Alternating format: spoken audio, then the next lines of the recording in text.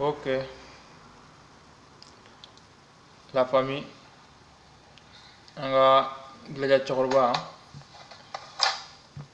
comme il faut qu'on direct là, donc au calendrier, à y la main, on va se gâter. Faut que nous fassions parole là, qu'on se gâte direct quoi, parce que l'on a quelqu'un à trop.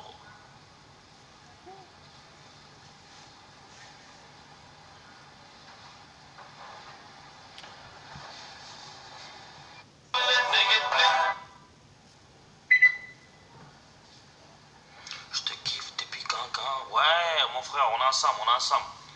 Ok. On te jangan couple ni kele na men on fait.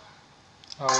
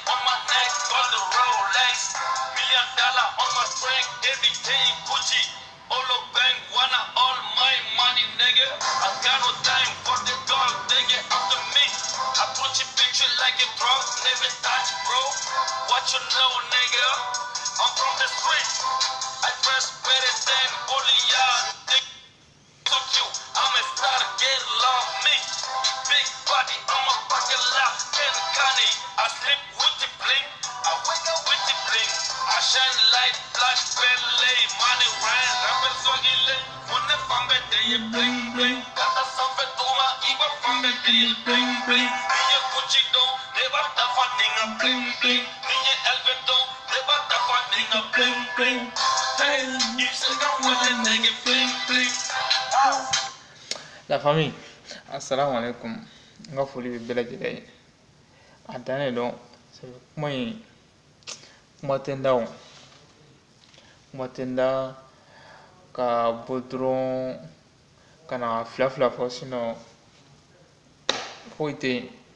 kuma kelen be o de album sani ko e famille glaja donc on de borade iba album datifo maintenant iba album datifo sisan an kan ka mun de kɛ an ka baara bɛna kɛ mun de ye an jɔyɔrɔ kan ka kɛ mun ye an bɛna mun de kɛ ka iba dusu sumaya sisan la famille donc maintenant ballon bɛ anw ka kan de la sisan donc ni ballon seri ka kan na n'i m'a dɔn ni jugu nana a b'a dɔn i la dɛ donc a b'a dɔn mɔgɔ caman de ka album bɛ yen mun kan ka bɔ gaspi bɛ album labɛn na talibi b'a la tuguni hali n'a sɔrɔ o album dɔ ninnu ma kɛ fosi ye cɛ u yɛrɛ b'a dɔn ma kɛ fosi ye keji tilala ka album la bon zuma jabate fana tilala ka album na donc maintenant bébé ka ɲɔgɔn suy de maintenant sisan i bɛ wani filɛ ka album date fɔ ne de b'a fɔ ɲɛna dɛ a bɛ se ka kɛ mɔgɔw tɛ dan ka kuma in na mais i b'i sigi yanni ni semaine ka ban i bɛ mɔgɔ wɛrɛ tɛ dɛ i bɛ zuma ye sisan a bɛ n'a fɔ sisan k'a bɛ na ka album bila soit a bɛ na date fɔ aw ye parce que ale fana a bɛ ka a ka idole de suit n'o ye Iba Wani a ka idole de ye Iba Wani ye dɛ a bɛ ka Iba Wani de suit bon ne kɔni bɛ min fɔ bɛɛ lajɛlen parce que ne delila ka nin fɔ n ka video la n ko ni mɔgɔ min bɛ fɛ k'i ka album bila i ka album bila yanni Iba ka album bila sinon n'i ka album bila an tɛna a lamɛn non ça jamais an tɛna a lamɛn parce que Iba ka nin album yɛrɛ an yɛrɛ dalen t'a la nin tɛ double album de ye ou bien triplé a y'a triplé de tugun an t'o dɔn fana donc nin tɛ album kelen kɔni ye album kelen baara kɔni tɛ n kɔni b'o dɔn n dalen b'o la yɛrɛ de album kelen baara tɛ soit album fila mixtape kelen donc soit album fila album kelen kɔni baara kɔni tɛ voilà parce que a ko k'a bɛ album dilan de k'a kɛ international de a b'a kɛ de walasa mali arabu ka se yɔrɔ la a ma deli ka se yɔrɔ min na ale fana b'a dabɔ de kama donc a bɛ k'a kɛ ŋaniya ɲuman de kama a bɛ k'a kɛ mali bɛɛ ka hɛrɛ de kama donc ne kɔni bolo Glaja faniya ko tɛ nin na quoi Glaja faniya ko tɛ nin na bɛɛ de kan ka wuli sisan k'i cɛsiri maliyɛn bɛɛ lajɛlen an ka ɲɔgɔn sen bila an ka ɲɔgɔn bolo minɛ an bɛ ka baara kɛ walasa i b'a ka nafa sɔrɔ a ka album in na parce que nin tɛ Glaja ko ye bilen nin tɛ fosi wɛrɛ ye nin ye mali ko de parce que i b'a yira ale bɛ ka album kɛ maliyɛn bɛɛ de ye mali artiste bɛɛ de ye mali arabu ma se yɔrɔ min na a ka se yen mali arabu fana ka don histoire la a ka fɔ yɔrɔbaw la u ka taa concert kɛ yɔrɔbaw la u m'a faamu donc i b'a fɔ nin fɛ k'i comparer ni américains de ye u m'a faamu parce que an ye arabu ye olu de la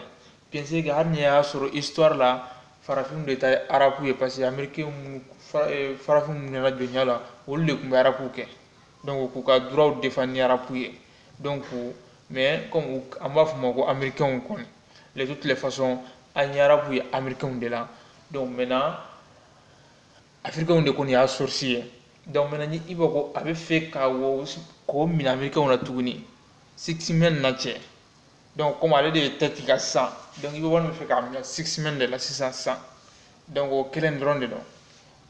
fɛn kelen dɔrɔn de don Glaja baara de don baara sugu jumɛn don a ma f'i ye i ka taa baara dɔ kɛ ka wasi k'i tile bɛɛ kɛ baara la non o tɛ o baara kelen yɛrɛ tɛ yɛrɛ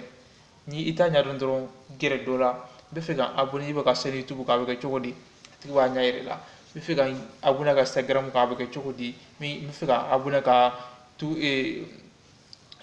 Facebook kan a bɛ kɛ cogo di ani Twitter ninnu bon i bɛ se mɔgɔ ma dɔrɔn u b'a ɲɛ yir'i la n terikɛ i b'i abonné o kelen dɔrɔn de don o ye e ka baara ye baara filanan min bɛ e ma sisan o to ye sisan ni album bɔra album n'a sɔrɔ i b'a san internet de kan a bɛ san cogo di i bɛ se mɔgɔ ma u b'a ɲɛ yir'i la donc i b'a san c'est tout j'espère que ne kɔni bolo vidéo dɔw ye kumana olu kan kosɛbɛ k'a kɛ cogoya ninnu bɛɛ yira mɔgɔw la a bɛ san cogo min na ni banque carte b'i bolo ou bien ni Google carte b'i bolo a san cogo ka jan ou bien n'i bɛ taa bitigi yɛrɛ la ka taa a san yɛrɛ dɛ donc a dan de don o kelen dɔrɔn de don Glaja donc kuma in tɛ kuma janba ye ko in bɛ ko kelen de ye donc maintenant sisan baara b'an bolo an kan ka baara kɛ an ka Iba ka a ye nin effort min fourni ka fanu kama parce que a t'a fɛ ka fanu u ka kɛ i n'a fɔ yatimɛw kan fani yatimɛw ka ca Mali kɔnɔ a dɔw bɛ yen u tɛ se ka kuma dɔw maloyalen don dɔw yɛrɛ bolila dɔw nana Glaja la bon dɔw yɛrɛ olu yɛrɛ y'u sen bɔ a bɛɛ lajɛlen na donc ala n'u ka artistes ka bolo jigin bolo quoi donc ni artiste y'a bolo yɛrɛ donc a ka kan faniw fana k'a bolo yɛrɛ i m'a faamu bon ni Iba kana fɛn o fɛn ye sini a bɛ se ka kɛ Iba fana bɛ mɔgɔ caman de dɛmɛ bon hali sisan a bɛ ka mɔgɔ caman dɛmɛ mɔgɔ caman fana dabɔlɔ bɛ dɛnnen don Iba Wani la donc o fana bɛɛ ye ko dɔ de ye quoi i m'a faamu sini n'a fɔra sisan bɛɛ ka jɛ sisan ko ka wari di mɔgɔ kelen ma i dɔnnen tɛ ni yɛrɛ ye bon mɔgɔ tɛna sɔn o ma mais ale fana bɛ ka baara dɔ kɛ mɔgɔw k'a ka baara nafa las'a ma walasa ale fana bɛ se ka mɔgɔ wɛrɛw dɛmɛ donc o don n'a nataw walasa ka dɔ bɔ gɛlɛyaw la donc ko kelen dɔrɔn de don an bɛ min fɔ famille bɛɛ lajɛlen ye malien bɛɛ africain bɛɛ lajɛlen diɲɛ bɛɛ gilanjɛw bɛ fan o fan fɛ donc a ye taa abonné an tɛ segin kuma in fɔli la koyi a ye taa abonné surtout Instagram a bɛ duguma trop 800 000 a ka ca mais a ka dɔgɔn donc ni waati kan ka sɔrɔ i bɛ wari bɛ miliyɔn de la a bɛ ka dese miliyɔn filaw ma gɛn i m'a faamu mais bon ne bɛ se k'a fɔ tuma dɔw la bon mɔgɔw tɛ internet kow ɲɛdɔn kosɛbɛ Mali la donc n bɛ se k'o fɔ mais ɲɛnatigɛ kɔni ko bɛ n'i ta ɲa i bɛ mɔgɔ ɲininka dɔrɔn voilà o dɔrɔn de don donc kuma in a ma jan quoi a bɛ yafa n ma fana donc o kelen de don a ka abonné ne yɛrɛ ka chaîne YouTube kan koyi parce que i m'a faamu n mɛnna duguma sa dɛ mais an tɛ décourager an tɛ foyi la an bɛ Iba ko dɔrɔn de la ka Iba soutenir a ye fɛn o fɛn na an b'a soutenir ni Ala sɔnna a ma inchallah a kana ɲinɛ fana concert fana bɛ yen est ce que ni c'est 20 mars ye astafurlayi Iba mars est ce que a tɛ tribune fila in bɛɛ lajɛlen ta parce que ne b'a dɔn kelen in mɔgɔw tɛna a kun non mɔgɔw tɛna a kun parce que tellement que mɔgɔw presseren don Iba ka ala ka novembre yira kɛnɛ na après le octobre album bilala an bɛ album ɲagaɲaga na a fɛnw na kɛ ka bɔ octobre la taa novembre la cɛ o kɔnɔna na cɛ ka concert fana cɛ tiɲɛni bɛ kɛ Haidara e ma mɔgɔw sɔrɔ 26 mars la fɔlɔ mɔgɔw bɛna sɔrɔ sisan dɛ voilà o kɛlen de don parce que Mali la Iba de ye premier an tɛna Haidara kalakila kɔnɔ parce que Haidara o ta ye diinɛko ye donc n'a bɛna kuma diinɛ kan bon wari ko t'o la donc bɛɛ bɛ taa Ala de kama o la donc o ka nɔgɔn quoi bon nin na mɔgɔw bɛ taa Iba lajɛ a bɛ tila ka wari sara a bɛ tila ka fa c'est que Iba est le premier donc o bɛ Mali histoire kɔnɔ kuma tɛ yen fɛn o fɛn taara a bɛɛ ye poto taper jɛ ka cɛ bon n tɛ troisième n tɛ fɛn fɔ olu ma parce que voilà u ye tɛsiri kɛ u dusu b'u kɔnɔ voilà mais n bɛ deuxième de ma Iba ka génération mun taara ka poto taper fo fana dɔw bɛ kule ko yamafa o kɛlen de don dɛ n da tɛ ko in na i yɛrɛ b'a bɛɛ kalama